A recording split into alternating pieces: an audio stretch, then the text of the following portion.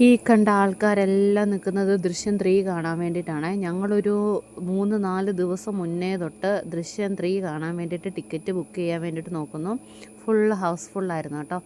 ഇതുവരെ കിട്ടിയിട്ടില്ലായിരുന്നു. അവസാനം 2 ദിവസം മുന്നേ ബുക്ക് ചെയ്യാൻ വേണ്ടിയിട്ട് സ്ലോട്ട് കിട്ടിയിട്ട് അങ്ങനെ ഞങ്ങൾ ബുക്ക് ചെയ്തു.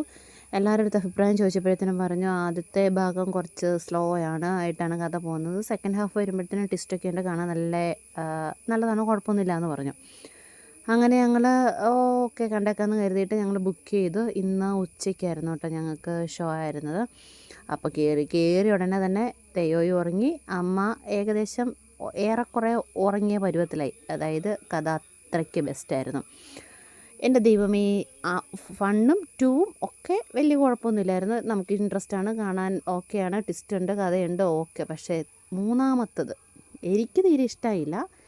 പേഴ്സണലി എനിക്ക് മോഹൻലാലിനെ ഭയങ്കര ഇഷ്ടമാണ്, നല്ല അതുല്യ നടനാണ്, എല്ലാം സമ്മതിച്ചു. ഈ ഒരു സിനിമയിൽ അതിൻ്റെ BGM ഒക്കെ അടിപൊളിയായിരുന്നു. മോഹൻലാലിൻ്റെ എക്സ്പ്രഷനും കാര്യങ്ങളും ഒക്കെ സൂപ്പറായിരുന്നു. പക്ഷെ കഥ എനിക്ക് ഒട്ടും തീരെ ഇഷ്ടമായിട്ടില്ല. പിന്നെ ഒരു തരത്തിൽ നമ്മൾ ടിക്കറ്റ് കാശ് കൊടുത്ത് ബുക്ക് ചെയ്ത് കാണാൻ കയറിയതാണല്ലോ എന്ന് വിചാരിച്ച് വളരെ വിഷമിച്ചിരുന്നത് കണ്ട് തീർത്തു. അങ്ങനെ തന്നെയാണ് എൻ്റെ ഒരു അനുഭവം.